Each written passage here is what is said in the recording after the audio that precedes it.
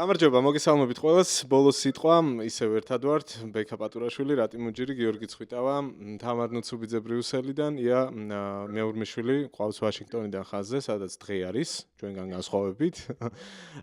ხო, მოკლედ დღეს გვაქვს ოდნავ განსხვავებული ფორმატი, ასე ვთქვათ, რადგან წლის ბოლო ეპიზოდს წერთ 2025 წლის. ერთგვარი შეჯამება გვექნება, ასე შევთანხმდით და ძირითადი თემებიც პრინციპში გამოვყავით, აუცილებლად უნდა ვისაუბროთ შტატების პოლიტიკაზე, ტრამპის პოლიტიკაზე, ამ ერთი წლის განმავლობაში, რამაც ძალიან ბევრი რამე შეცვალა, უნდა ვისაუბროთ ევროპაზე, ევროპის პოზიციებზე, იქ მიმდინარე დუღილზე. რა თქმა უნდა ვისაუბროთ უკრაინაზე, ეს ყველაფერი ერთმანეთთან ბმაშია ცხადია და აუცილებლად ვისაუბრებთ საქართველოზე. როგორი იყო 2025 ჩვენთვის და ვიდრე ჩაწერას დავიწყებდით, მელონიზე ვიხუმრეთ და თანხმდებით ყველა, რომ ალბათ წლის ფრაზა არის, რაც ამ ადამიანმა თქვა, 2025 იყო საშინელი წელი, მაგრამ არ ინერვიულოთ 2026 აუცილებლად უარესი იქნებაო, ასეთი რამე. ჩვენ დღევანდელი ეპიზოდის ეს იქნება, headline იქნება ჩვენი დღევანდელი ეპიზოდის გაყვება, ასე ვთქვათ, იმიტომ რომ ცოტა რამეში ვეთანხმები მელონის ისე როგორც მაგ ფრაზაში. მეც მოგესალმებით, აქვე მოგიწოდებთ, რომ აუცილებლად გამოიწერეთ არხი, თუ ჯერ არ გაქვთ გამოწერილი და ლაიქეთ ვიდეო, გაზიარეთ სოციალურ ქსელებში, დაწერეთ კომენტარები, იაქტიურეთ კომენტარებში, ეს ძალიან მნიშვნელოვანი არის, რადგან ალგორითმი ასე ხვდება, რომ სხვა ადამიანებისთვისაც საინტერესო იქნება ეპიზოდი, გარდა ამისა თქვენ შესაძლოა გიყურებთ კავკასიაზე.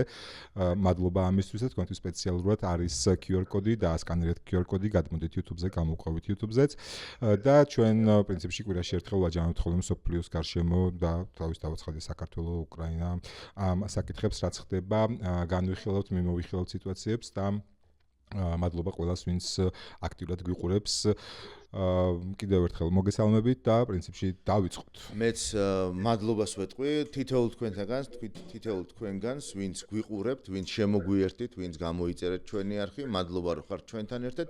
შევეცდებით და არ დავიშურებთ ენერგიას, რომ გაცილებით განსხვავებული მოსაზრება მოგაწოდოთ, ზუსტად იმ კონტექსტში, რა კონტექსტიც ყალიბდება ახლა, პირველ რიგში უსაფრთხოების კუთხით მსოფლიოში. ჩვენ წლის შეჯამებაზე ვერ ვიტყვით ჩვენი საქმიანობის ნაწილში, იმიტომ რომ სულ რაღაც 2 თვე თუ ცოტა მეტი არის, რაც ჩვენი პროექტი არსებობს, მაგრამ ხო, დასკვნის სახით წლის ბოლო გადაცემაში შეგვიძლია ვთქვათ, რომ არ არის ცუდი სტარტი, რომელიც გვაქვს და ამით კიდევ მინდა რომ წავახალისო მაყურებელი, ვინც ახლა პირველად გვიყურებს, რომ გვემატებიან გამომწერები, საკმაოდ საინტერესო აუდიტორია გვყავს, დარწმუნებული ვარ, თემებიდან გამომდინარე და მათი ინტერესები, თქვენი ინტერესებიდან გამომდინარე და მინდა რომ 2026-ში უფრო ბევრი გავხდეთ, ასე ვთქვათ. მოგიწოდებთ რომ გამოგვიწეროთ. გადავიდეთ ვაშინგტონში. ია, ტრამპის მეორე ვადის პირველი წელი რო შევაჯამოთ, შენი აზრით ეთანხმება თუ არა და თანხმდრაში თუ არის თუ არა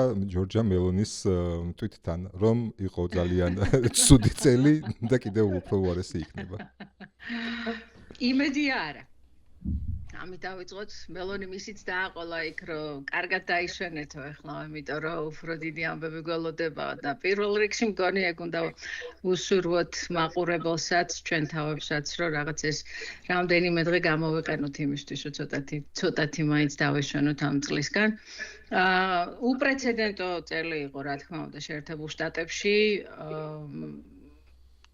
ბევრი მიმართულებით, ერთი იმით, რომ პრეზიდენტი ტრამპი არის ამერიკის ისტორიაში მხოლოდ მეორე პრეზიდენტი, ვინც ვადის გამოტოვებით მეორე ვადით იქნა არჩეული და ის ყველაფერი, რაც ვნახეთ არჩევნების შემდეგ და განსაკუთრებით ინაუგურაციის შემდეგ, შეიძლება ითქვას, რომ რა ვიცი, კოსმოსური სისწრაფით ვითარდება მოვლენები შეერთებულ შტატებში. ერთი რასაც ვიტყვი პრეზიდენტობაზე არის ის, რომ პრეზიდენტმა ტრამპმა მიმდინარე წელს ამ დრომდე ყოველ შემთხვევაში არ არის ბოლომდე წელი დამთავრებული, მოაწერა 225 აღმასრულებელ ბრძანებას ხელი. ეს უპრეცედენტო რაოდენობაა გამომდინარე იქიდან, რომ პირველი ვადის განმავლობაში მხოლოდ 220 ასეთ ბრძანებას მოაწერა. აქ რო განმარტოთ, აქვს თუ არა მას კანონის ძალა და ეს აღმასრულებელი აქტი მოკლედ რო განმარტოთ იმისთვის, ვინც მაყურებელს ნაწილმა შეიძლება არ იცოდეს. კი ბატონო. კანონის ძალა აქვს პრეზიდენტის მმართველობის განმავლობაში, ანუ ეს რახან არ არის კონგრესის მიერ მიღებული, ანუ აღსრულდება ისე როგორც ნებისმიერი სხვა კანონი, თუმცა ის არ არის კონგრესის მიერ დამტკიცებული, ანუ ვადის გასვლასთან გაუქმდება ასე ვთქვით. იმისთვის რომ ეს კანონი გაუქმდეს, ერთადერთი რაც არის საჭირო, არის ის რომ შემდეგმა პრეზიდენტმა თქვას, რომ ამას აუქმებს ყველაფერს.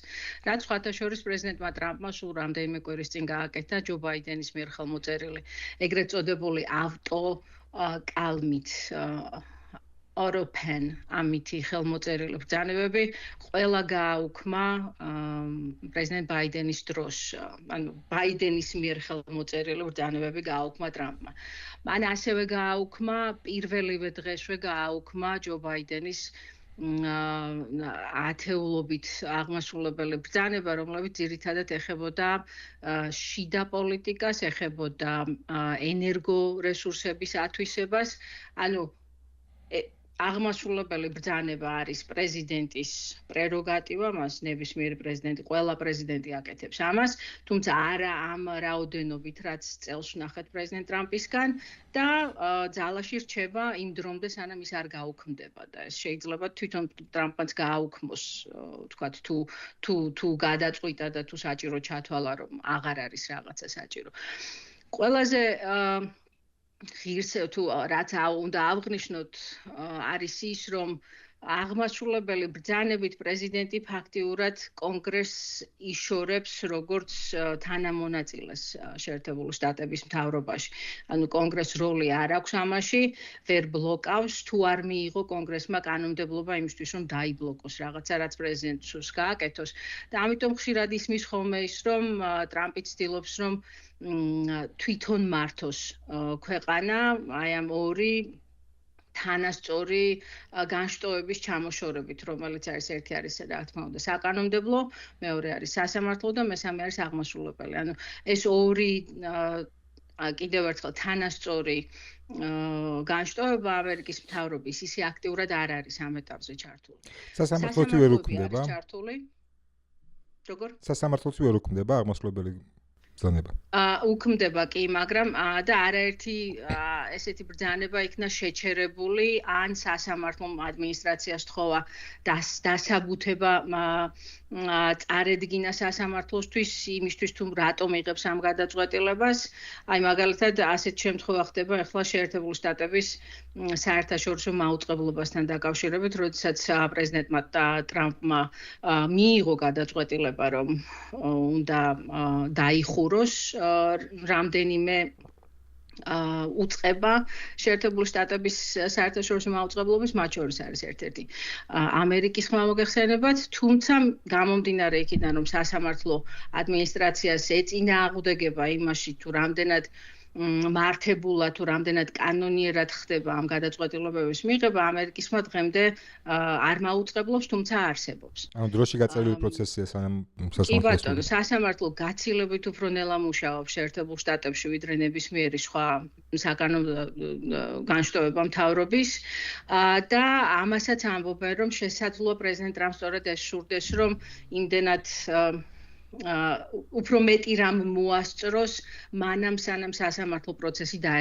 დაეწევა მის გადაწყვეტილებების გასამართლებას თუ გასაჩივრებას თუ დაბლოკვას. ასე რომ კი სასამართლო შეუძლია ამის გაკეთება, თუმცა ძალიან ნელა მიდის ეს პროცესი და ამასთან არის ისეთი თემები, ძირითადად მაინც უზენაესმა სასამართლომ უნდა გადაწყვიტოს საბოლოო ჯამში ამ საქმეების დიდი ნაწილი, გამომდინარე იქიდან, რომ ძალიან ზოგ შემთხვევაში უპრეცედენტოა ეს გადაწყვეტილებები, აი მაგალითად ფედერალური მოხელეების სამსახურიდან გაშვება. ეხლა ძალიან დეტალებში თუ შევდივარ, მითხარით თუ აღარ არის საინტერესო ეს.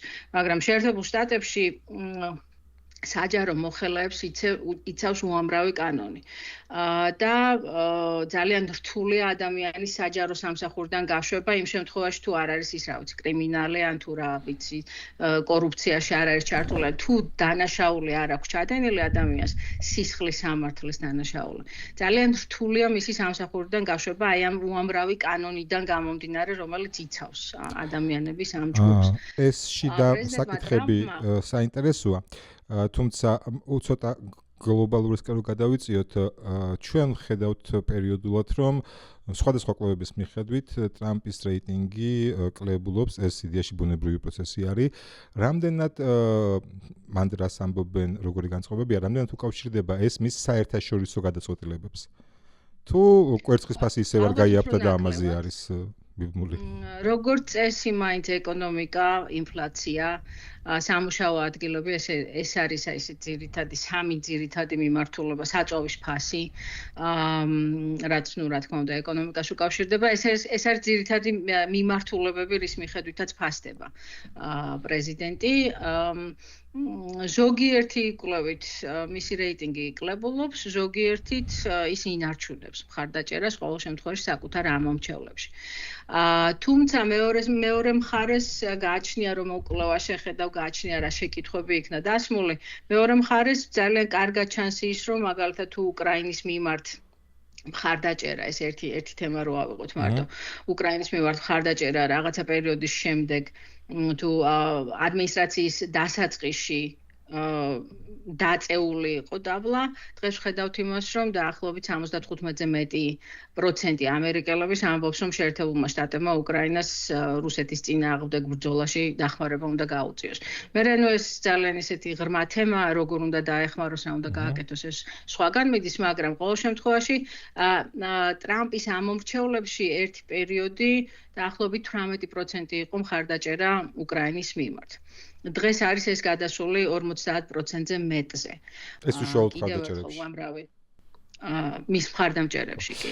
ვენესუელას ამბებს როგორ უყურებენ? ვენესუელაზე პოტენციურ არ ვიცი რა დავარქვა ოპერაციას, ნარკოტიკების წინააღმდეგ ბრძოლას, რაც უნდა დავარქვათ, ანუ ამ ვენესუელას კამპანია როგორ ფასდება და ნუ როგორ ჩანს წელს რაღაცა ღია სამხედრო ოპერაციას არ ვნახავთ, თუ უნდა ველოდოთ რომ გადავა მომავალ წელს ეს. ხო და აქვე ერთი კითხვაც ია უფრო ფართო სურათიც რო გვითხრა როგორ ჩანს ვაშინგტონიდან მაგალითად აი უსაფრთხოების ის ახალი არქიტექტურა რომელიც ეხლა იქმნება და ძველი რომელიც პრაქტიკულად დანგრეულია. რომელსაც ტრამპი ანგრევს. დიახ, რა თქმა უნდა. ხო მე ცოტა არ ვეთანხმები მაგას რომ დანგრეულია იცვლება ნამდვილად და სხვათა შორის ახლა ვკითხულობ წიგნს OSS-ის ერთ-ერთ პირველ თუ ამერიკის სანამ დაზვერვის ცენტრალური სააგენტო შეიქმნებოდა, მანამდე იყო ორგანიზაცია, რომელსაც ერქვა OSS. მეორე მსოფლიო ომის დროს და ამ წიგნში არის აღწერილი, როგორი იყო შეერთებული შტატების პოზიცია მეორე მსოფლიო ომის დამთავრების შემდეგ. როგორი იყო სტალინის პოზიცია, როგორი იყო, რა ვიცი, რუზველტი როგორ აფასებდა, ჩერჩილი როგორ აფასებდა ბევრ რაღაცას, ჩერჩილის შემდეგ როგორ უყურებდა დიდი ბრიტანეთი და უბრალოდ სახელები რო შეცვალო, არაფერი არ იცვლება სინამდვილეში. ანუ სადღაც ისევ რაღაცა ახალ წრეზე მივდივართ. ამიტომ არ მგონია რომ რაღაცები დანგრეულია ბოლომდე. შეიძლება ზედმეტი ოპტიმიზმია ეს ჩემი მხრიდან, მაგრამ ყოველ შემთხვევაში რაღაცა რო იცვლება ვხედავთ. თუ თახტების ისტორიას ვამეორებთ, გამოდის რომ არც თუ ისე კარგ ციკლში შევდივართ. იმიტომ რომ რაც 1920-იან წლებში ჯორჯია მელონი და ის ჯორჯია მელონი უარესი გველოდება, არ ვიცი, ხო, რთული იქნება. ვენესუელაზე რომ მოგვიყვანოთ. ხო, ვენესუელას ესეთი ალარმისტული თუ ესეთი განწყობა მართალი გითხრათ, ნუ ყოველ შემთხვევაში მე რასაც ვკითხულობ და რასაც ვხედავ, არის შეშფოთებები იმასთან დაკავშირებით, რამდენად კანონიერად იყენებს შეერთებული შტატები სამხედრო ძალას. ვენესუელას თუ ვენესუელიდან წამოსული ზოგ შემთხვევაში სათევზაო-ნავები, ზოგ შემთხვევაში, რა ვიცი, ესე სავარაუდო ნარკო გადამზიდველების ნავების წინააღმდეგ ეს თემა ყოველთვის არის მედიაში. თუმცა ის თუ რა ხდება ვენესუელაში და რაღაც შეერთებული შტატები მართებულად იქცევა თუ არა მადუროს მთავრობის ზეწოლის ქვეშ მოქცევის თვალსაზრისით, ამაზე დიდი რეაქცია ყოველ შემთხვევაში, როგორც გითხარით, მე არ მინახავს. არის მოსაზრება, რომ ტრამპი სავარაუდოდ იყენებს ნარკო ტერორიზმის თემას იმისთვის, რომ მადუროს რეჟიმი შეიცვალოს და ასევე არის მოსაზრებები, რომ მომავალი წლის რაღაცა პერიოდში, სადღაც დასაწყისისთვის შესაძლოა რაღაცა სპეცრეისი დავინახოთ კარაკასიდან მოსკოვამდე. ან კარაკასიდან მინსკამდე, ასეც იყო გაშღერებული, რომ შესაძლოა მადურო ან მოსკოვში წავიდეს, ან მინსკში, მაგრამ ნუ რაღაც არის ეგ ის თემა, რაც ამერიკაში უნდა მოესწროს, კი არა და ხო, რაც უნდა მოესწროს, სანამ აქტიურდება წინა საარჩევნო კამპანია, რანეთი მოქმედებს ეს არჩევნებზე, რომელიც მოდის. თუ არ იქნა შეერთებულ შტატებში, თუ არ იქნა რაღაცა სახის სახმელეთო სამხედრო ოპერაცია, მე ვფიქრობ, რომ ეს პრეზიდენტ ტრამპს ძალიან დაეხმარება წინა საარჩევნოდ და სავარაუდოდ გათვლაც ეს არის მისი. რამდენად შეძლებს ამერიკა, თქვათ რა მიზნებიც აქვს დასახული, იმ მიზნების მიღწევას უფრო მასშტაბური სამხედრო ოპერაციის განხორციელების გარეშე, ეს უცნობია და უნდა ვნახოთ, თუმცა ნუ ყველაფერი მიუთითებს იმაზე, რომ ბოლომდე არ არის გადაწყვეტილი ის ჩაერთვება თუ არა სამხედრო ძალით ამერიკა. უფრო სწორად სახმელეთო ოპერაციით გააგრძელებს თუ არა იმას, რასაც ახლა ვხედავთ.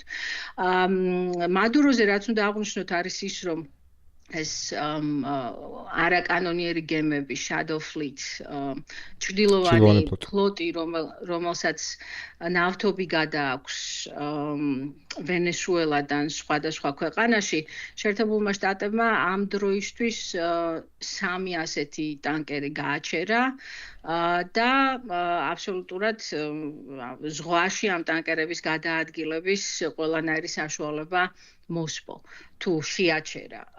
ეს ნიშნავს იმას, რომ ის თანხა, რაც მადუროს შესდის რეჟიმის შესანარჩუნებლად, ამ თანხის ძალიან დიდი წყაროები ამ გემების გაჩერებით მოიჭრა.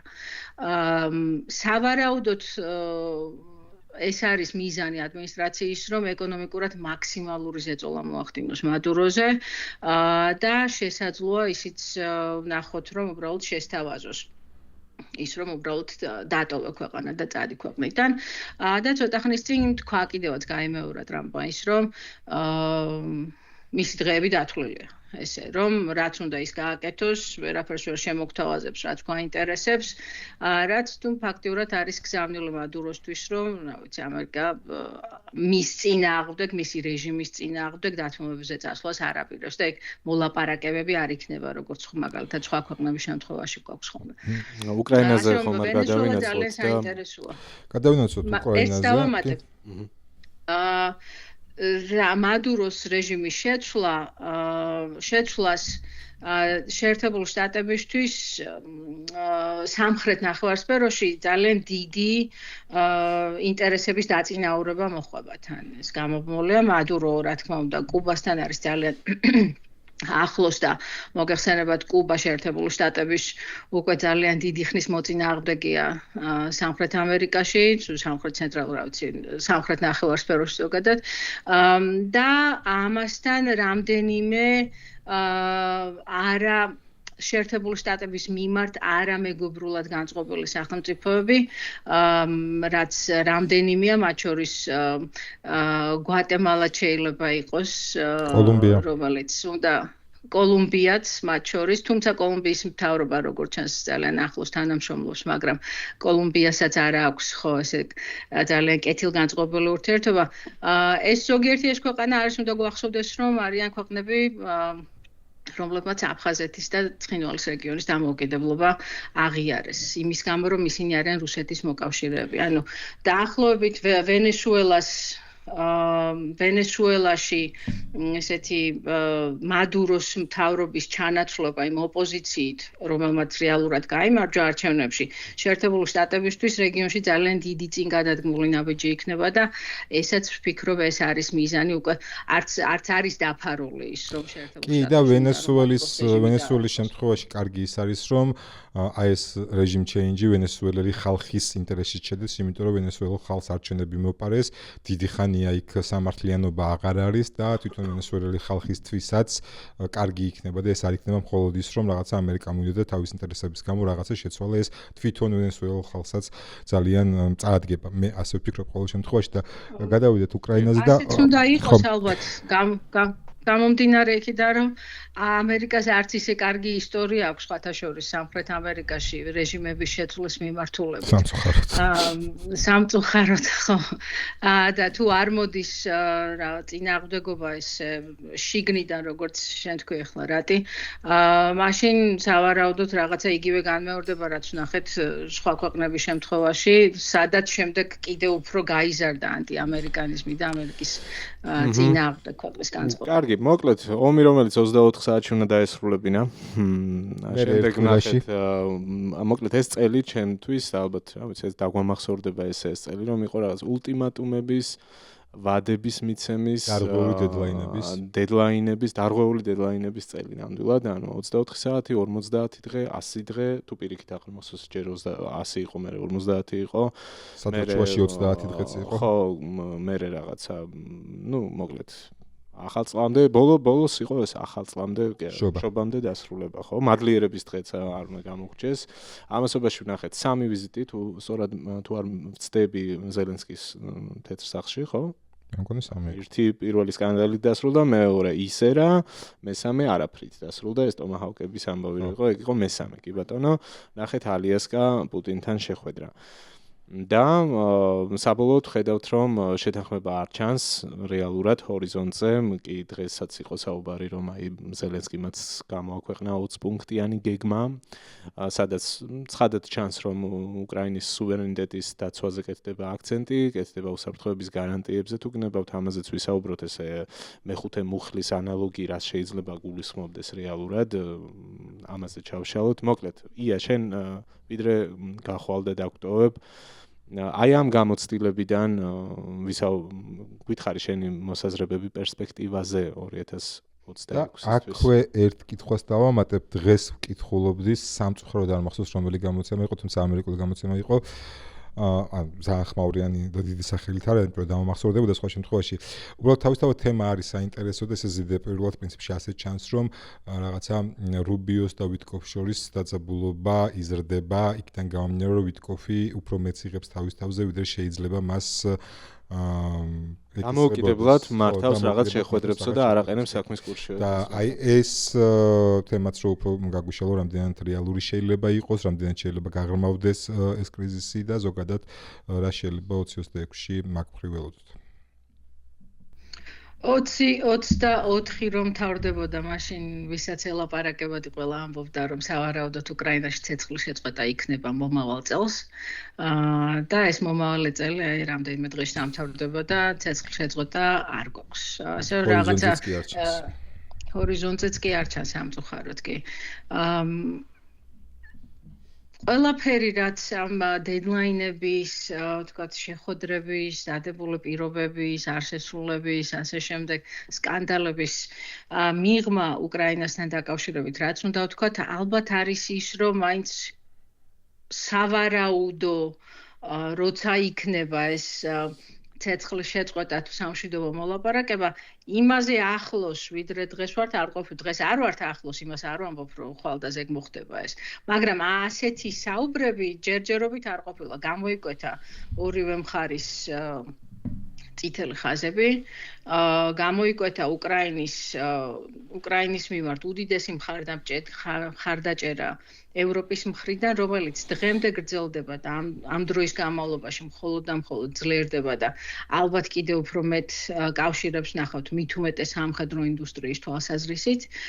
გამოიკვეთა ასევე ისიც, რაც წლის დასაწყისში და ტრამპის საარჩევნო კამპანიის დროს არ ჰქონდა და პირველი ეს სკანდალური ზელენსკის თეთრ ვიზიტის შემდეგ ტრამპმა განცხადება, რომ გააკეთა იმავე დღეს, თქვა, რომ მან დაინახა, რომ ზელენსკის მშვიდობა არ უნდა. და ეს იყო მთელი მამოძრავებელი, ეს შემდეგ რაც დავინახეთ პროცესები, ზეწოლა უკრაინაზე, მინერალების შეთანხმება, ბევრი პროცესი უკავშირდებოდა სწორედ იმას, რომ ტრამპს მიაჩნდა, რომ ზელენსკის მშვიდობა არ უნდა. ეს ხდებოდა დაახლოებით სადღაც თებერვალი-მარტის პერიოდში. დღეს რასაც ხედავთ არის ის, რომ იქ ვიტკოფი იქნება, რუბიო თუ ვინმე სხვა ჩართული. დღეს გვაქვს მოცემულობა, რომ შეერთებული შტატები და უკრაინა არიან ერთ ხაზზე, როცა მიმდინარეობს სამშვიდობო თუ ამ პირობების შემუშავება. ის 20 პუნქტიანი გეგმა, რომელიც დღეს თუ ზელენსკიმ გამოაქვეყნა თუ გითხრა მის შესახებ, არის შეთანხმებული შეერთებულ შტატებთან. რაც არ ვიცით, არის ის, რას თანხდება და რას არ თანხდება აქედან რუსეთი და საერთოდ რუსეთი და თუ არა საერთოდ.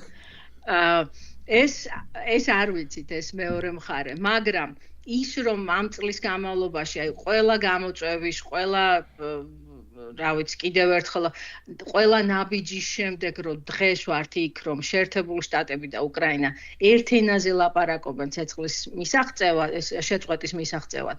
ეს უკვე ძალიან დიდი პროგრესია. სამწუხაროდ ეს არ მოხდა 24 საათში და არც ამ თვეში და არც ასე შემდეგ და ვნახოთ კიდევ რამდენი დრო დაჭირდება. მაგრამ არც ისე პესიმისტურად ვარ ყოველ შემთხვევაში აი ამ ნაწილის გამო განწყობილი ამის. ანუ ფიქრობ, რომ წელს ვასრულებთ იმ თანხმედრაში არსებული პოზიციებით, ანუ ის რაც ზელენსკიმ თქვა, უნდა ვიგულისხმოთ, რომ ეს არის თქვათ შტატების პოლიტიკის თქვათ თანხმედრაშია ეს ყველაფერი. ნუ თუ ასე ვიგულისხმებთ, გამოდის რომ ხო არც ტერიტორიების დათმობას აიძულებს, რაზეც ცოტა ხნის წინ ვლაპარაკობდით ამ შემთხვევაში, არც გაფორმებას, არც თქვათ ნატოზე უარის თქმას. არა, ნატოზე უარის თქმა არის. ნატოზე უარის თქმა წერია პუნქტებში. აი ევროკავშირში გაწევრიანებაზე იყო ბუდიში მე მეშლება. და რეფერენდუმზე არის საუბარი ოკუპირებულ ტერიტორიებზე და ხო, ნუ ესეც ანუ საკმაოდ კომპრომისული ვერსია არის უკრაინელების მხრიდან. ანუ თუ კი უკრაინელები ამაზე მზად არიან, ეს არის ძალიან დიდი კომპრომისი.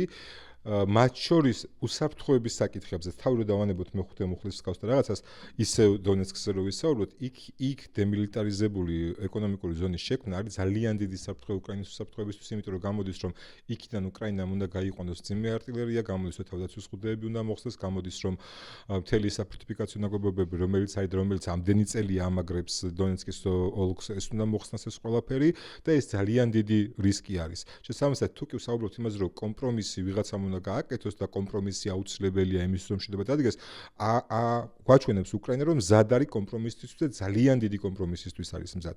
შესაბამისად, ახლა უკვე ყველაფერი პუტინზეა, რომელსაც თუმცა იქ ვარ ჩადებული რომ რუსებმაც უნდა გაიყვანონ ანალოგიურად რასაც რაღაც გათვლა ეგ არის რომ ისინი არ გაიყვანენ. რომც გაიყვანონ ბექა წარმოიდგინე, მაინც შეტევაზე რომ მიდიხარ თუ თავდაცვის ხუდეები არ გხვდება გაცილებით მარტივია თავდაცვის ხუდეებს რას უზამენ? მოშლიან ამოვავსებენ, ხო, ანუ თუ ეხა ეკონომიკური ზონა უნდა იყოს, იქ ეხა სამხედრო ინფრასტრუქტურა ვერ იქნება. ამას ემატება არჩევნები, რაზეც ჩვენ 2 ეპიზოდის წინ ვსაუბრობდით, ამას ემატება რეფერენდუმი, ამას ემატება ძალიან ბევრი კომპრომისი უსაფრთხოების ის სეგმენტი, რაზეც იასაუბრობდა, ანუ ახალი სისტემა, მე არ ვამბობ, რომ ანიდან დაიწყება ეს ყველაფერი, რაღაცა არსებული იქნება, რაღაცა სხვანაირი ფორმით ალბათ ჩამოყალიბდება, იმიტომ რომ ევროპას ჭირდება უსაფრთხოების ახალი გარემო, აბსოლუტურად და ახალი არქიტექტურა. ამაზე თამარაც აუცილებლად გვეტყვის თავისას, ხო?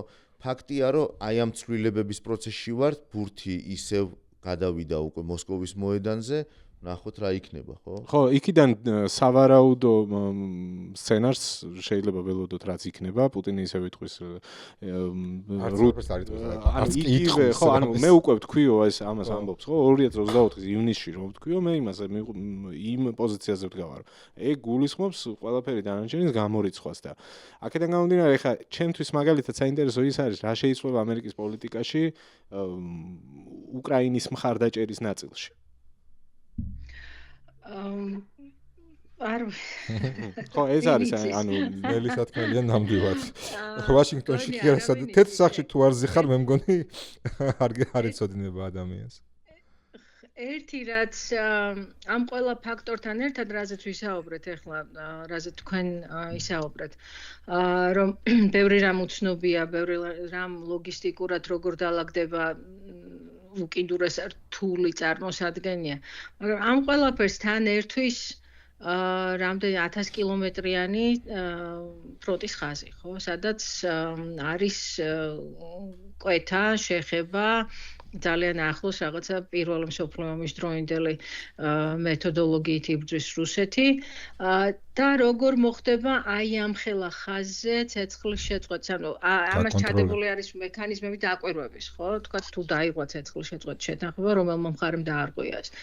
ამ ხელა სივრცეზე თუ ამ ხელა საზღვარზე, უпростоრად ფრონტის ხაზზე ვინ განახორციელებს ამ დაკვირვებას, ეს უცნობია და ჯერჯერობით ამაზე არავინ არ ლაპარაკობს ესე ტექნიკურად. თუმცა აღნიშნულია, რომ შტატების ხელმძღვანელობით უნდა იყოს ეს მონიტორინგი, ხო? ეს რასაც ვკითხულობდი ამ პუნქტების პრეზიდენტ შემოთავაზებას. ტრამპის სამშვიდობო საბჭო, რომელსაც პრეზიდენტი ტრამპი უხელმძღვანელობს, ხო? მიცემენ კაც ნობელის პრემია.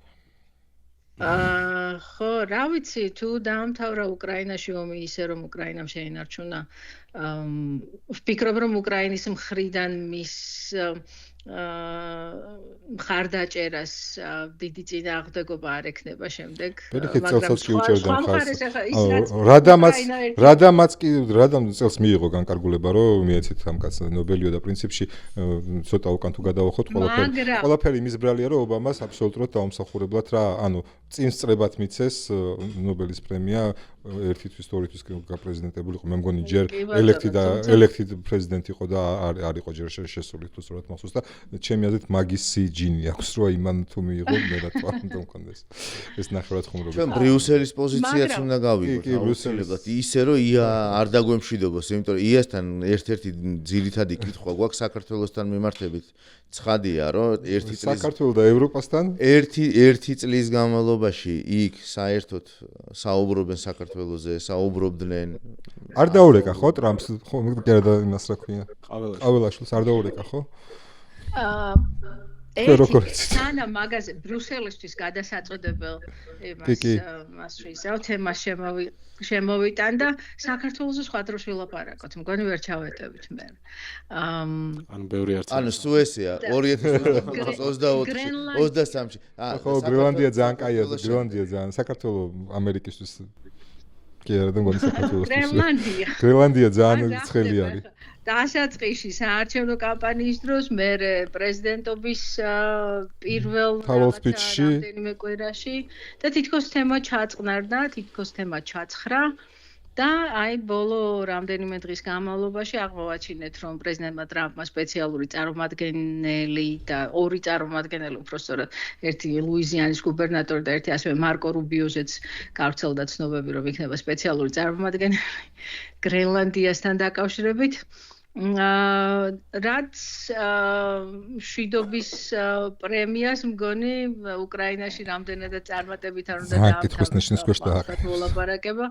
ანუ ყოველ შემთხვევაში ევროპელობისთვის ეს მიუღებელია და რაც თამარას უკეთესად ეცოდინება რეაქციები, მაგრამ ძალიან მკაცრი რეაგირება მოხდა ბრიუსელისგან ამას, რა თქმა უნდა, თავად შეერთებულ შტატებში სხვათა შორის საკმაოდ ისე სკეპტიკურად უყურებენ ამ თემას, რომ ეს არ არის კარგია შეერთებულ შტატებისთვის გრენლანდიაში საკუთარი ინტერესების უფრო გამყარება, მაგრამ არავინ შეერთებულ შტატებს ხელს არ უშლის. აი მაგალითად ობამას დროს თუ არ ვცდები 17 ბაზა ჰქონდა შეერთებულ შტატებს გრენლანდიის ტერიტორიაზე და დღეს თუ არ ვცდები მხოლოდ ერთია, რომელიც მოქმედებს.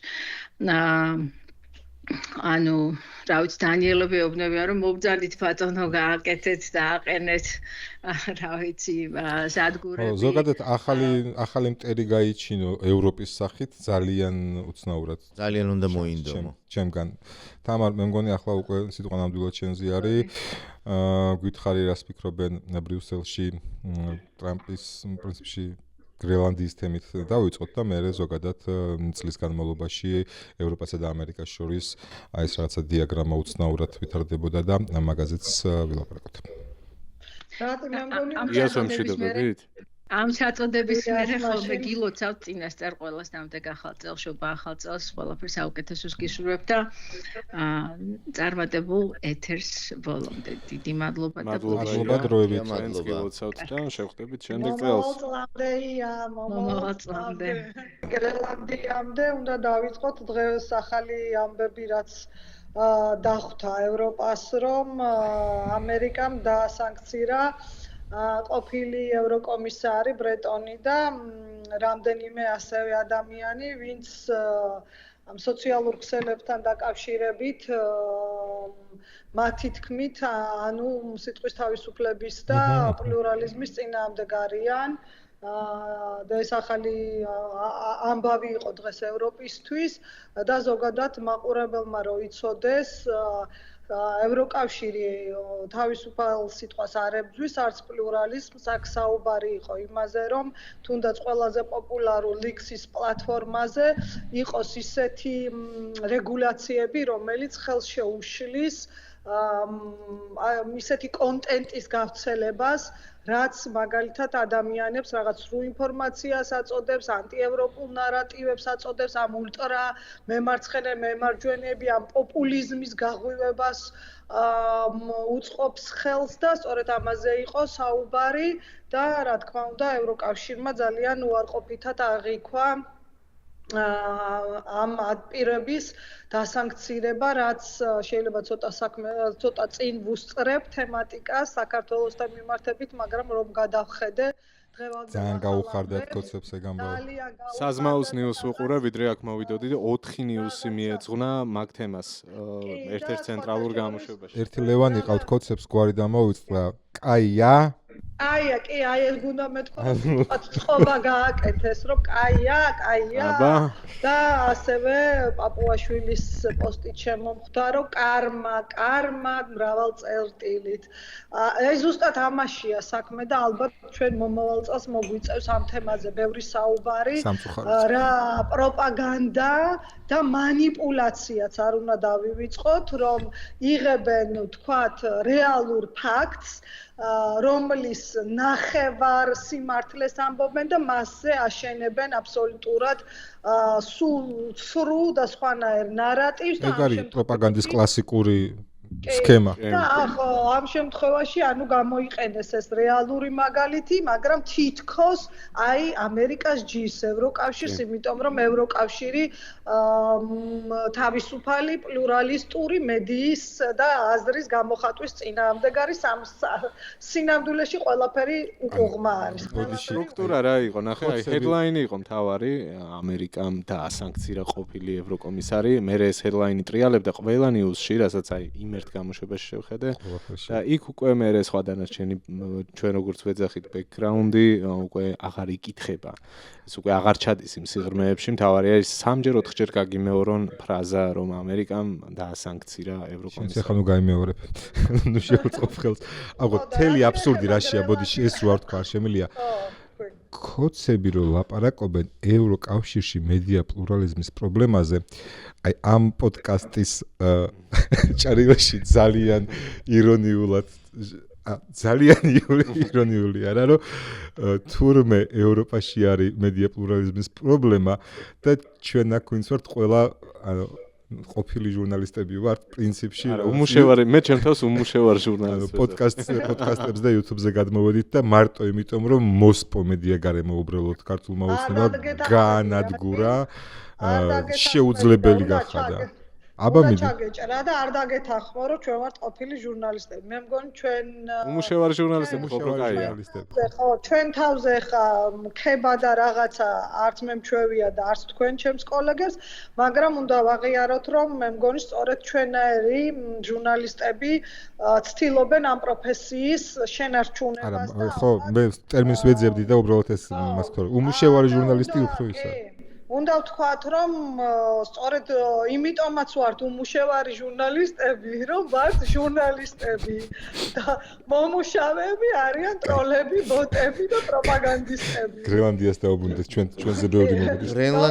გრენლანდიას და თამარ, იგივე კითხვა, რაც მქონდა იასთან, ევროპის უსაფრთხოების ახალი არქიტექტურა. დღეს ვნახეთ, როგორი წვრთნები მიდიოდა ესტონეთში, როგორი ჩართულობა, როგორი ფინეთში. ესტონეთის საგარეო საქმეთა მინისტრის განცხადებაც ხო ნახეთ, არა, ერთი მაინც მწვანე კაცს უნდა თუ ოდესმე ჩვენ საზღვარს კვეთსო აუცილებლად ბესურითო თქვა აქ ცოტა სკეპტიკური ვიქნები და უკვე გადაკვეთეს საფულში და არის სრული.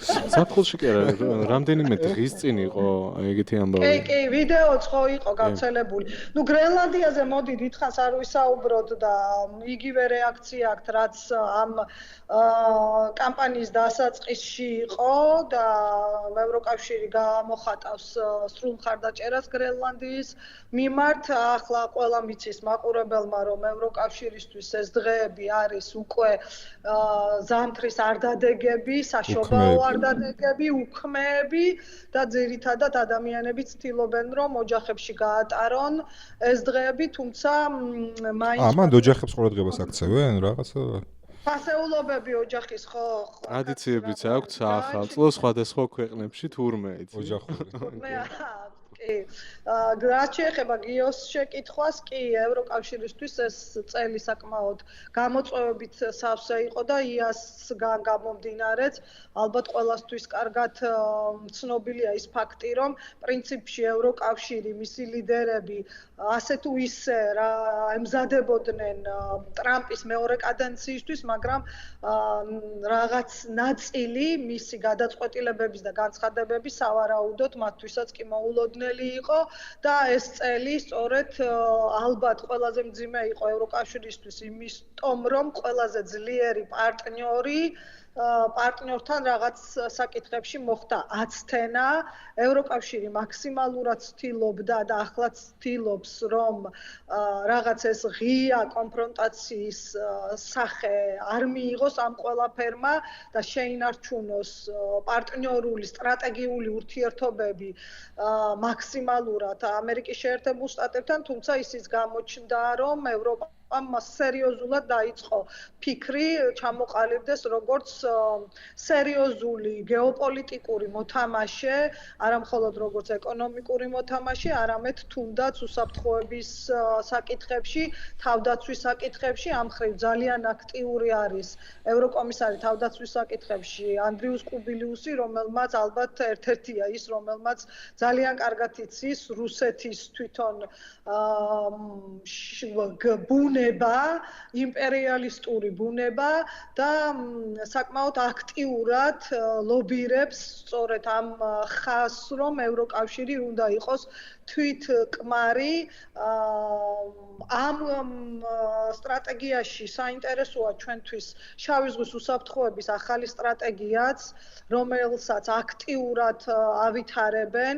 და აქაც ჩვენ არაერთხელ გვისაუბრია, რომ საქართველოს საერთოდ გვერდზე არის დარჩენილი და სხვათა შორის რუმინეთის პირველმა დიპლომატმა ბოლო შეხვედრაზე მინისტრების თქვა, რომ ერთ-ერთი მიზანი რატომაც არ უნდათ, რომ აი ეს ხაზი გაწყდეს ურთიერთობის საქართველოსთან, რომ ფიზიკურად საქართველო არის შავი ზღვის აკვატორიის ერთ-ერთი ქვეყანა და არ უნდათ, რომ ეს რუხი ზონები იყოს და გამოყენებული იყოს ჩვენი ქვეყანა სწორედ რუსეთის და პუტინის გავლენებიდან გამომდინარე.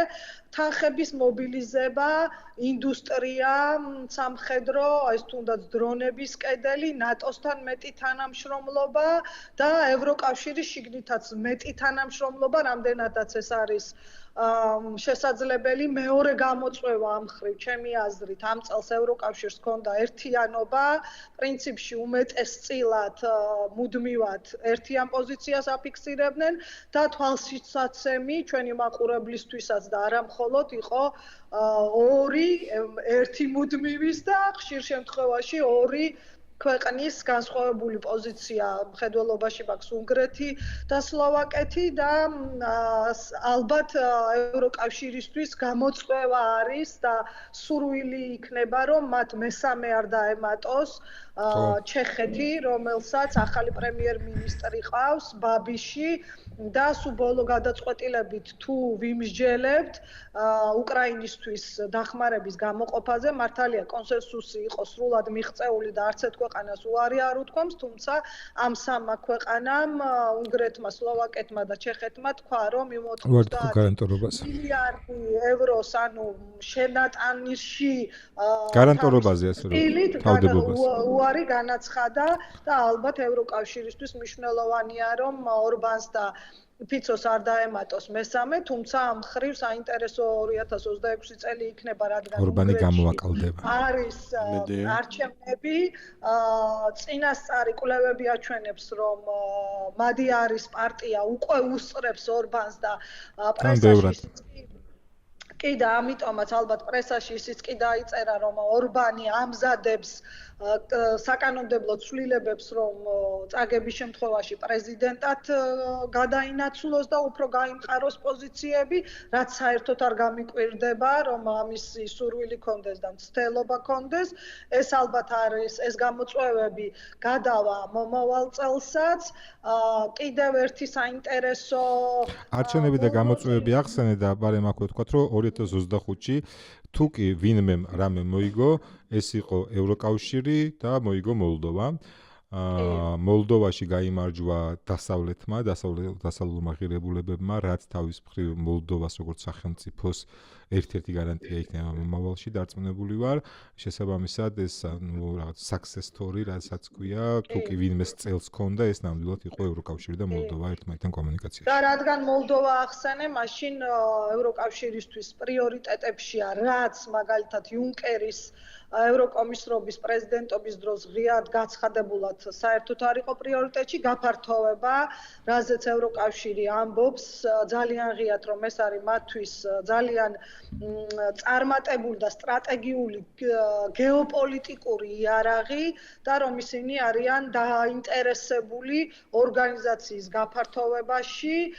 უკვე 4 ქვეყანა დასახელდა იმ კანდიდატ ქვეყნებს შორის, რომელსაც თვალსაჩინო წარმატებები აქვს და თარიღებიც დასახელდა, მათ შორის მოლდოვაც არის, უკრაინაც არის, მონტენეგრო არის პირველ ადგილას, რომელმაც წელი დაამთავრა 5 თავის დახურვით და ის ყველაზე ადრე შეიძლება გახდეს ევროკავშირის წევრი, რაშიც ასევე ჩვენ დასამწუხაროდ ჩვენ ვერ მოვახერხეთ ამ შესაძლებლობების პანჯარის გამოყენება და საერთოდ აღარაფერში არ მოვიაზრებით, ასე რომ ევროკავშირისთვის ნამდვილად არ იყო მარტივი წელი, ევროკავშირს მუდმივად უხდებოდა დაემტკიცებინა, რომ მას შეუძლია ერთიანობის დააფიქსირება, მთავარი გამოწვევა კლავაც უკრაინა არის და ერთი კარგი რაც ჩემთვის პირადად ძალიან მისასალმებელია, რომ ევროკავშირში ყველა ღიად უკვე აღიარებს, რომ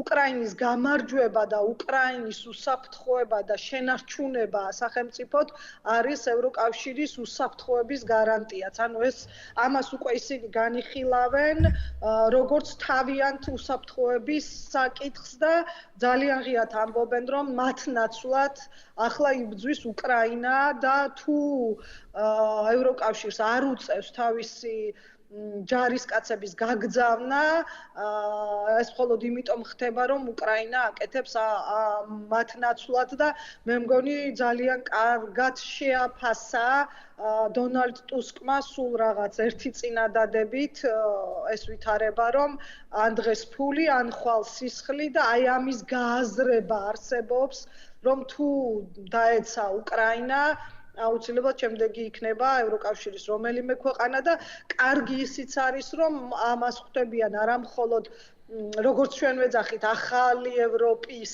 ის ქვეყნები, ვისთვისაც ძალიან კარგად არის რუსული ჩექმა ცნობილი, არამედ თუნდაც გერმანია, რომელიც ტრადიციული ევროპა და გერმანია სკეპტიკური ევროპა რა, მილიონი რამე შეგვიძლია დავარქვათ.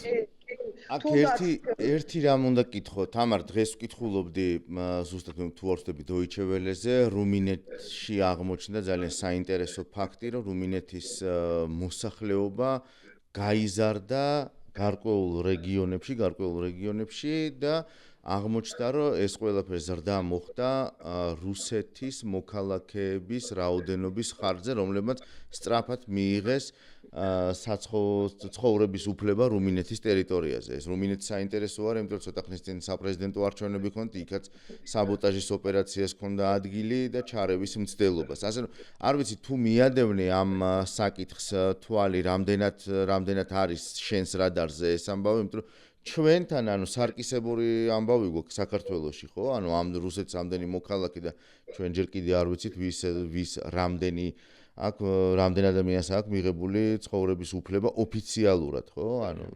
რაღაც სხვანაირი ამაზე არავინ არ გვესაუბრება. ხო, ეს რაღაცა ეს არის ფარდის მიღმა არის. შენ ხო არ ქონია მან მსგავსი ფაქტების შესახებ რაიმე ინფორმაცია? მართალი რომ გითხრა, არ მინახავს ეგ სტატია, თუმცა მე მგონი გასაკვირი დიდად არაფერია, რადგანაც ყველა ხედავს, ხო, რომ მოლდოვა წინ მიდის, ძალიან სწრაფად ვითარდება სხვადასხვა ბიზნესი, მკითხულობდი რომ თუნდაც აეროპორტმა მოლდოვის ყველაზე დიდი რაოდენობის მგზავრი მიიღო ამ წლის განმავლობაში და ასევე იცით თქვენ რომ მოლდოვეთის მოსახლეობის უმეტესობას ასევე რუმინეთის პასპორტები და თქვა საბუთები აქვს და მე მაგალითად არც გამიკვირდება რომ თუნდაც მოლდოვეთიდან თქვათ მოლდოვაში ან გადასული ან ყოფი რუსების მიზანი და სურვილი იყოს, რატომაც არა ხო ხედავენ რა ვითარება არის მათ ქვეყანაში და გამომდინარე იქედან რა ურთიერთობები არის ევროკავშირთან, მე მგონი ყველა ძალიან ბევრს ექნებოდა სურვილი რომ ქონოდათ ევროპული პასპორტი და ეხა უბრალოდ რაც თავში მომივიდა აზრად შესაძლოა ეს რაღაცა გზა აქვთ გამოყენებული მარტივად საბუთების მოპოვების. არ ვიცი, საინტერესო იქნება, მივადევნო უნდა თვალყური, იმიტომ რომ ასევე თქვათ ბალტიის ქვეყნება პირიქით ძალიან გაამკაცრეს რუსეთის მოქალაქეობისთვის, თუნდაც ვიზების გაცემა არათუ ბინადრობის უფლების და არ გამოვრიცხავ რომ ხვრელებს ეძებდნენ, რა თქმა უნდა. ყველა გზით შეეცდებიან როგორმე შეინარჩუნონ და მოიპოვონ ცივილური სამყაროში ცხოვრების და მუშაობის უფლების საბუთები. აი რასაც ამბობდი წეღან რომ გაიაზრეს ევროპაში ის რომ პირდაპირ საფრთხეა მათი უსაფრთხოებისთვის პირდაპირ მნიშვნელობა აქვს უკრაინის დგომას, ასე ვთქვათ, და წინააღმდეგობას ამის პროპორციულად და ევროპის გამოფხიზლების პროპორციულად ჩვენ ვხედავთ აგრესიას, რომელიც ფოკუსირდება რუსეთიდან უკვე ღიად საინფორმაციო კამპანიის სახით ანტიევროპულ რიტორიკის გაძლიერებას ვხედავთ, რაც პირდაპირ მე აირეკლება საქართველოში, ეს ამას უკვე მივეჩვიეთ და ალბათ მომდევნო წელი იქნება მაგ მხრივაც უფრო მეტი ინტენსივობის.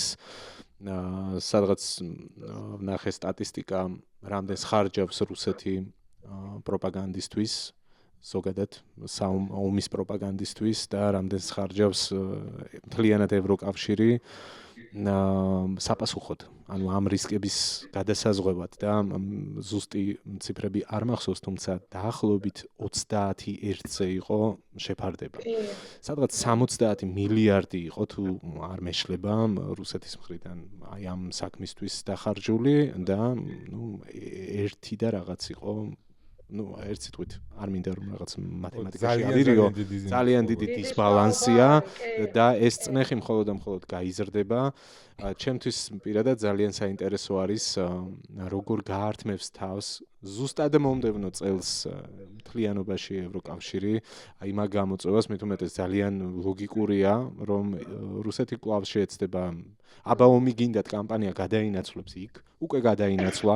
ორბანს რასაც ვაკვირდებით ამ წინასაარჩევნო კამპანიის უკვე აქტიურ ფაზაში არის და ამას იყენებს ძალიან. თუნდაც ხო ახლა ის როდესაც ეს 90 მილიარდის ამბავი გადაწყდა და ის პოზიცია დაიკავა, რაც თამარმა ახსენა, რომ ჩვენ არ ჩავერებით ამაში და არ გავხდებით ამის გარანტორის, შემდეგ ეს ითარგმნა, რომ აი ჩვენ თავი ავარიდეთ ომს, იმიტომ რომ ამას არ ვაკეთებთ, ხო? ანუ ეს მხოლოდ და მხოლოდ გაძლიერდება და ეს არ იქნება მხოლოდ უნგრეთი ამ შემთხვევაში, რაც ვიცით ისედაც და სლოვაკეთი, ხო? ეს მცდელობები ლოგიკურად იკვეთება, რომ ბევრ სახელმწიფოში იქნება და ჩემი აზრით ეგ იქნება ერთ-ერთი მთავარი გამოწვევა იმ ერთიანობის თვალსაზრისით, რაზეც ჩვენ საუბრობდი და ალბათ ეგ იქნება ტესტი, რომ უნდა აჩვენონ ბევრჯერ. თუმცა, რადგან წლის რაღაც გადაწყვეტილებებს ვსაუბრობთ, ეს სესხის ამბავი ჩემთვის მაინც არის ძალიან დიდი ჩავარდნა, რომ რაზეც წინა ეპიზოდშიც ვილაპარაკეთ, რომ რუსულ ფულს მათ პირდაპირ ხელი ვერ მოკიდეს და ამაზე კონსენსუსი საბოლოოდ ვერ შედგა. ესაც არის, ხო, ჩვენ ვამბობთ, რომ კი, მაგარია, კარგია, რომ უკრაინა 2 წელში 90 მილიარდს მიიღებს, მაგრამ ხო, კი, სწორია, მაგრამ მეორეს მხრივ იქ ბევრ სისუსტეზე ჩააჭერენ რუსები ამ თვალსაზრისით და ეს ამის საფუძველი მათ აქვთ და პროპაგანდისტულად მათ ძალიან კარგად ხო და აი ამ საინფორმაციო ომზე ვსაუბრობთ ახლა ამ შემთხვევაში, მაგრამ მოდი წავიდეთ, რადგან უკვე კულმინაციისკენ მივდივართ, ორივე სიტყვა ვთქვათ უკრაინის მდგომარეობაზე წლის ბოლოსთვის. არ ვიცი, ბიჭებს დავაზობ, რომ ცოტა ვილაპარაკოთ ფრონტზე რა მოხდა, რა შედეგი დადო ამ წლის განმავლობაში რუსეთმა. ძალიან მოკლედ იმის თქმა შეიძლება, რომ კი, ყველა მიმართულებით თითქმის ფრონტზე მათ ჰქონდათ წინსვლა, თუმცა მეორე მთავარი საკითხი, ამას პროპაგანდა ძალიან კარგად ყიდის, რომ აი ყველგან წინ მიიწევენ, მაგრამ მთავარი საკითხი აქ არის საკვანძო თემა ის, რომ სტრატეგიული მნიშვნელობის ქალაქების დაკავება რამდენად მოახერხა და რამდენად ვერ მოახერხა. ორი მთავარი გარღვევა, ასე ვთქვათ, დიდი გარღვევა, რაც მინდა რომ ამ წლის განმავლობაში აღვნიშნო, ეს არის დონეცკის ოლქში დობროპილიას მიმართულება, რომელიც ჩავარდა და მეორე დიდი გარღვევა, რომელიც იყო ეს იყო კუპიანსკის გარღვევა და ის ასევე ჩავარდა. ანუ თუ შევხედოთ თუნდაც სამხედრო, თუნდაც ამ პოლიტიკური თვალსაზრისით, პოლიტიკური ასპექტს თუ შევხედოთ ამ ამბის, ორი დიდი გარღვევა ორივე ჩავარდა და ორივე დიდი დარტყმა აღმოჩნდა საბოლოოდ. თუმცა ამის ფონზე არის ბევრი სოფელი, ბევრი მინდორი, იგივე ზაპოროჟიეს მიმართულება ახლა, რომელიც ძალიან დიდ ტერიტორიებს მოიცავს უკვე ის წინსვლა, რაც ყველაზე მეტი წინსვლა რეალურად წლის განმავლობაში აჩვენა სამხრეთით რუსეთმა ამ ნაწილში ზაპოროჟიეს მიმართულებით და ახლა ბოლოს ხედავთ ჰულაეპოლე, პატარა ქალაქია. გასაგებია რომ ეს არ არის რაღაც დიდი, მაგრამ ყოველ შემთხვევაში წინსვლა იქ აჩვენეს. ხო, პოკროვსკიც პატარა ქალაქია, წლის მთავარი ინტრიგა მაინც იყო პოკროვსკი, ვერ აიღეს, წელს ესე ასრულებს რუსეთი, რომ ვერ აიღეს, კი ბატონო იქ არის რაღაც უკვე რუხი ზონა მთლიანობაში, მაგრამ აგლომერაცია. ხო, არც ისე რუხი ზონა არის, იმიტომ რომ ავსტრალიის მიცემული აბრამსები გამოჩნდა პოკროვსკში დადასტურებულ ფაქტად. არა მთლიანად ქალაქში, მაგრამ ქალაქის გარკვეულ ნაწილში და ესეც სიახლე არის, ასე რომ სრული მონოპოლია ქალაქზე არ აქვს, ხა აბრამს ისე ვერ შეუშვებთ, ხო? ანუ ცხადია, ხო? კუპიანსკში ჩავიდა თვითონ ზელენსკი და ამითი აჩვენა, რომ ბიჭებო მე აქ ვარ და რა სისულელებს ბოდავთ რამდენმა გენერალმა და ყველაზე ანუ მე იმას არ ვამტკიცებ, რომ წისვლა არ ქონდათ რა, ანუ ამის თქმა მინდა მკაფიოდ. წინსვლა აქვთ რუსებს, მაგრამ ეს არ არის იმ მიზნების მიღწევასთან ახლოსაც კი, რასაც ისინი დეკლარირებულად ამბობენ, რომ აი დონეცკის დაკავება მაინც მოხერხდება დღეს თუ ხვალ და ჯობია რომ მანდე და ნაკრიფოთ ბიჭებო და წახვიდეთ და დათმოთ.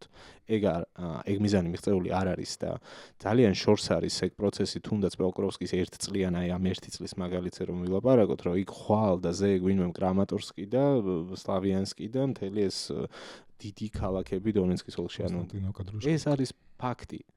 დღეს აი ამ 1 წელსაც რომ გადავხედოთ, რომ ეს არის ესე.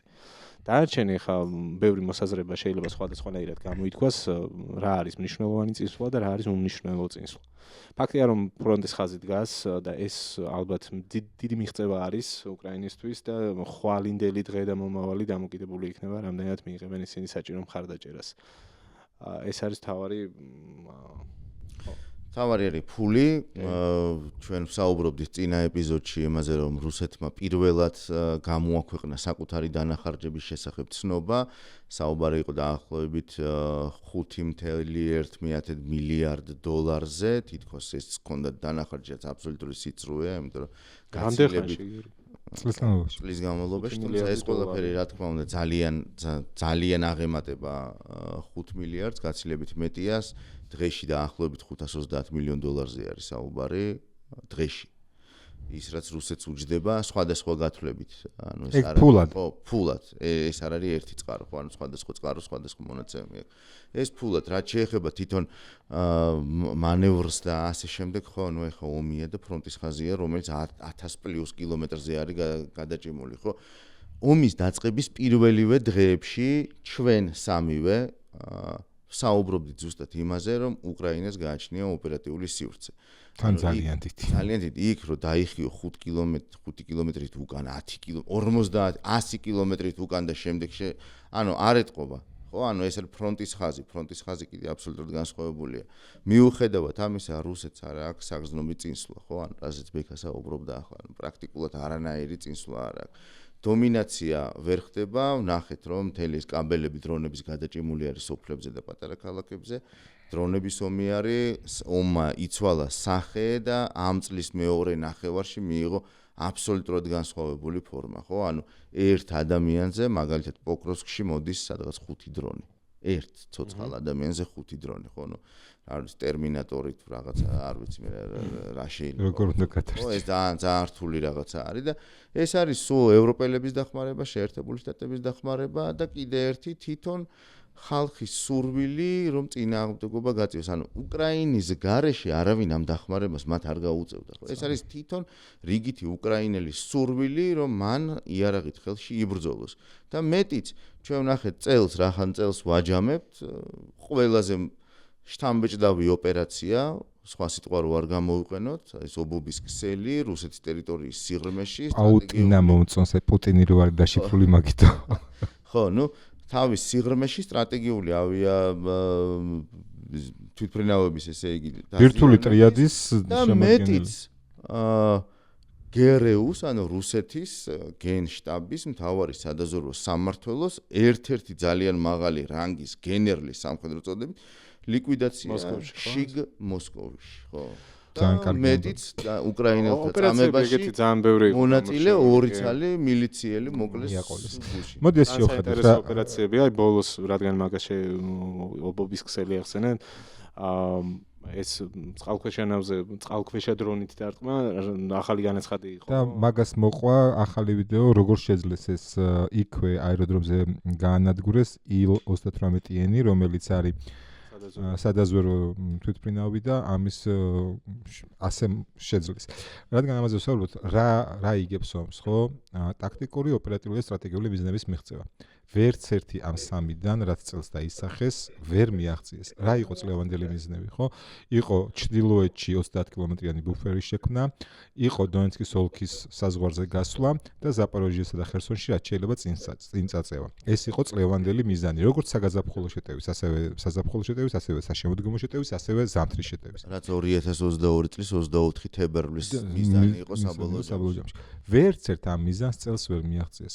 იყო წინსვლა ფრონტზე, იყო, თუმცა აბსოლუტურად უმნიშვნელო რამდენიმე კვადრატული კილომეტრი, რამდენიმე ასეული კვადრატული კილომეტრი, კი ბატონო, მაგრამ ამ წინსვლას რატომ არ აქვს მნიშვნელობა? არ აქვს მნიშვნელობა იმდენად, რამდენადაც როგორც გიორგი მაღაშა ძალიან დიდი ოპერატიული ზურგი აქვს უკრაინას და მართლა სულ 800 კილომეტრით უკან დაიწიონ და ჩვენ ომის პირველ კვირებში ვხედავდით ხო რამდენად სწრაფად შევიდნენ სიღრმეში ნახევარი კი არა და ხერსონის უმეტესობა ოკუპირებული იყო ხარკივში იყვნენ შესულები რამის ქალაქამდე სუმი ჩერნიხივი და იქიდან ყველა წერტილიდან უკან გასვლა მოუწია კი თბილისის მასშტაბით რო ვიღოთ წყნეთში და წავკიში რო ყოფილიყო ნაი დაახლოებით მაგ თუ მასშტაბებში შევადრებთ მაგ დისტანციაზე იყვნენ კიევამდე მისულები შესაბამისად ეს ის ოპერატიული სიღრმე რაც უკრაინას აძლევს მანევრის საშუალებას და მთავარი აქ არის ის რომ უკრაინა არ გამოიფიტოს უკრაინა არ გამოიფიტება თუ კი მას დასავლეთი უწყვეტად უზრუნველყოფს ფულით შეიარაღებით. აქვე გულდაწყვეტით უნდა აღინიშნოს რომ კი ძალიან კარგია რომ უკრაინელებს დასავლურ შეიარაღებას აძლევენ, მაგრამ ეს შეიარაღება მოძველებულია. იმისგან რაც თვითონ დასავლელებს აქვთ. შესაბამისად აქ თავარი აი ამ უწყვეტი ჯაშვის შენარჩუნება რომ უკრაინას კონდეს შესაბამისი ფული და შესაბამისი შეიარაღება. გარდა ამისა რაც თავარი საფრთხე რადგან წელს ვაჯამებთ არის ის რომ დასავლეთში როგორც ევროპაში ისე ამერიკაში დადის ultramemარჯვენე, ultramemარცხენე პოპულისტი ლიდერების აჩრდილი ცელით და კლავს ლიბერალურ დემოკრატიას. ჩვენ ამ პოპულისტი ლიდერების აღზევებას ჩვენს თვალწინ ვხედავთ და ამას ხელს უწყობს ტრამპის პოლიტიკა, რომელიც ძალიან საეჭვო არის. ზოგადად ჩვენ გვაჩვენა ისტორიამ, რომ თუ კი სადმე 64 დედამიწაზე შექმნილა, ეს არის ევროკავშირი და ეს შესაძლებელი გახდა ხანგრძლივი მშვიდობით ლიბერალურ დემოკრატიაში. რატომ არის თუნდაც მიგრანტების პრობლემა ევროპაში და არა ჩინეთში მაგალითად, იქაც ხომ კარგი ეკონომიკაა. ან თუნდაც კი ამერიკას თავისი პრობლემა აქვს მიგრანტების, მაგრამ უფრო დიდი პრობლემა ევროპაშია. ხო, რატომ არ არის რუსეთში ეს პრობლემა? იმიტომ რომ ყველა სიკეთე რაც კი შეიძლება ადამიანმა ცხოვრებაში მიიღო, არის ევროკავშირში და ეს მიიღწა ძალიან მარტივად, ლიბერალური დემოკრატიით. წესრიგზე დამყარებული, სამართალზე დამყარებული წესრიგით, რომელიც უზრუნველყოფს სამართლიანობას. და თუ კი არ არის სამართლიანობა, არ არის არაფერი. ამიტომ მე მგონი რომ 2026-ის მთავარი გამოწვევა იქნება აი ამ ელექტორალური ლიბერალური დემოკრატიის გადარჩენა და გადარჩენა არა საქართველოში, ან სადღაც მესამე ქვეყნებში, არამედ ევროპაში. იმიტომ რომ ეს საფრთხე ძალიან რეალურია. კიდევ ერთხელ, ისტორია თავის თავს იმეორებს და ნამდვილად არ მინდა იმ საფრთხის წინაშე აღმოჩნდეთ, რა საფრთხის წინაშეც 1920-იან, 30-იან, 40-იან წლებში ვიყავით. იმიტომ რომ მაგ დეკადაში შევდივართ და სამწუხაროდ ერთ-ერთში მეორდება ის, რაც მაშინ მეორდებოდა. რომ ჰიტლერთან გავრიგდეთ, რომ ომი არ იყოს, თუ გავრიგდებით ომი არ იყო და რა ომიც მიიღეს ვნახეთ და იმედი მაქვს, რომ დიდი თავები, რომლებიც მსოფლიო პოლიტიკას ანაწილებენ, არ გაიმეორებენ იგივე შეცდომებს და დედამიწას კიდევ ერთ კატასტროფას არ დამართებენ და როგორღაც მოახდენენ აი იმ ღირებულებების და ფასეულობების გადარჩენა, რამაც შეძლო კარგი ცხოვრების უზრუნველყოფა კონტინენტ დედამიწაზე. ცოტა გამიგრძელდა სწორობაში. მე ერთს ვიტყვი აქ რაღაც ტაშის ღილაკი მაგას ვეძებდი. უკრაინის თემაზე ერთს ვიტყვი, რახან საუბრობთ და ყველაზე მნიშვნელოვანი კაი, ამ მაიმუნობას მოვჩები. ყველაზე მნიშვნელოვანი ალბათ ის არის, რომ მიუხედავად იმისა, რომ უკრაინასთან პრაქტიკულად არანაირი დიპლომატიური ურთიერთობა საქართველოს არ გააჩნია, ძალიან სამწუხაროა. იქ არიან ქართველი მებრძოლები, მიულოცოთ მათ შობა ახალი წელი და უსურო ჯანმრთელობა. პირველი ხიდი საქართველოსა და უკრაინას შორის არიან სწორედ ეს მამაცი ქართველები, რომლებიც იბრძვიან იქ და უკრაინელების გასაგონათაც აუცილებლად, რომ თუ რომელიმე ერი იღებს ძალიან დიდ რამეს, ეს არის სიცოცხლე და პირველ რიგში და პირველ ადგილზე ეს არის საქართველო, რომლის შვილებიც იღუპებიან უკრაინელი და უკრაინის შვილების სიცოცხლის გადასარჩენად. ეს არის ძალიან მნიშვნელოვანი, იმიტომ რომ ერთსულ მოსახლეზე თუ კი გადავიანგარიშებთ ჩვენი დაღუპულების რიცხოვნობას, ეს აჭარბებს აბსოლუტურად ყველა ერის მონაცემებს, ხო, ვისაც უბრძვია, ან ვინც იბრძვის ახლა უკრაინაში. ამიტომ მადლობა ჩვენ ბიჭებს და გოგონებს, ვინც არიან უნიფორმებში, ვინც იბრძვიან იქ, ვისაც საკუთარი სიცოცხლე აქვს გადადებული, აუცილებლად მხნეობა და ჯანმრთელობა მათ და რა თქმა უნდა გამარჯვებას უსურვებ ცალსახად. მადლობა და მოკითხვა ყველას, ვისაც გიცნობთ თუ არ გიცნობთ. ეხლა გავრცელდა სხვათა შორის მამუკა მამულაშვილი Facebook-ზე წერს, რომ კიევის მერის გადაწყვეტილებით ერთ-ერთ სკვერს ქართული ეროვნული ლეგიონის სახელი მიენიჭაო და კარგი ის არის, რომ უკრაინელები ამას ხედავენ და გძნობენ, რომ ქართველები მათ გვერდით არიან, მიუხედავად მართლა გიო შენ თქმის არ იყოს დღეს პოლიტიკურ establishment-ში არსებული რაღაც ასეთი ვითარებისა და უკრაინელები ძალიან აფასებენ ჩვენი ბიჭების და გოგოების ასეთ გვერდზე დგომას. სადაც გადავწდით ხალხო, საქართველოზე გვინდოდა გველაპარაკა, მაგრამ მოდი ამაზე მომდევნო წელს ველაპარაკოთ, ასე თქვით. წეგანია ხო ეგრე გავიდა, რომ აი საქართველოზე მომავალ წელს ვილაპარაკოთ. მომდევნო წელს ველაპარაკოთ, რა იმიტომ რომ არ ვიცი, დღეს რაც ხდება საქართველოში, ისეთი ამღრეული წყალია, რომ კაცი შვილმა არ იცის ვინ დაიჭერს, რა თევზს დაიჭერს და არ ვიცი, კარგი არაფერი არ ხდება. მოქალაქის თვალსაზრისით რო შევხედოთ ტროტუარზე დგომისთვის დაიბარეს ყოფილი სამართლოში რა. ნუ რაზე ვილაპარაკოთ საერთოდ? ტროტუარზე ხო ხალხს ფასების გამო რო აუ, ეგ სასწაულია, ეხა კამპანია დაიწყეს. ძალიან შევყვებით ეხა, ძალიან შეუყვებით. იმსჯელონ ღმერთს. ერთი პატარა კომენტარი აუცეთ მაგ თემაზე, რომ ტროტუარებზე დგომისთვის იჭერენ, ეს არის კატასტროფა და მეორე კატასტროფა დაიჭირეს უშიშროების ყოფილი შეფი ქრთამის აღების ბრალდებით უცხო ქვეყნის მოქალაქის მიერ მისთვის ქრთამის მიცემის ფაქტზე. ეს არის აბსოლუტური კატასტროფა, აბსოლუტური სტაგნაცია მთელი უსაფრთხოების. საუკეთესო ხერხი როგორ უნდა დაავერბო ადამიანი. აი, მეტი პენეტრაცია რაღა უნდა იყოს, როდესაც ფულს უცხო ქვეყნის მოქალაქე ფულს აძლევს შენი ქვეყნის უშიშროების მინის, მან დამთავრდა რაღაცა უსაფრთხოებაზე და რაღაცა დიდ და ანტიკორუფციული სამსახური არის ამ დროს სუსის დაქვემდებარებაშია, ღმერთო შენ გუშინ. მართლაც ჯორჯა მელონი მოვიშვერი. ნება, როგორც მელონი მგონი საქართველოს იგულისხმება. სამწუხაროდ არ უგულისხმია მარტო საქართველოს სამწუხაროდ. შეიძლება სამყაროსთვის გიჯობდა, მაგრამ მაინც. კარგით, მოკლედ მე ჩემი მხრიდან დაგემშვიდობები, ძალიან დიდი მადლობა ამ ორი თვის განმავლობაში ჩვენთან რო იყავით. კარგი მქონდა, ასე ვთქვათ, სტატისტიკა და იმედია უფრო აქტიურად გავაგზავნებთ. მადლობა, ნახვამდის დროებით. გილოცავთ ახალ წელს და მომდევნო წელსაც ვიყურეთ ხოლმე. დიდი მადლობა, მადლობა თამარს, მადლობა იას, მადლობა რატის, მადლობა ბექას და პირველ რიგში თქვენ მადლობა, ვინც ჩვენ გვიყურებს, მადლობა ყველაფრისთვის. მადლობა მარიამოს, ვინც ვის გარეშეც არაფერი გამოგვივიდა და გიერთდებით მეგობრებო, ყველას გილოცავთ დამდეგ ახალ წელს, რა ვიცი, ალბათ უნდა ვისურვოთ, რომ მელონის კომენტარის მიუხედავად ეგებ რაღაც უკეთესი კონდეს თუმცა უკეთესი წინ გველოდეს ნუ ჩვენ ყოველ შემთხვევაში ვეცადოთ რომ მომავალ წელსაც როგორღაც დავარწმუნოთ ადამიანები სიმართლეში და ვებრძოლოთ იმ საოცარ ანტიდასავლურ პროპაგანდას რასაც დღეს საქართველოში ვხედავთ. კარგად. ნახვამდის. ნახვამდის.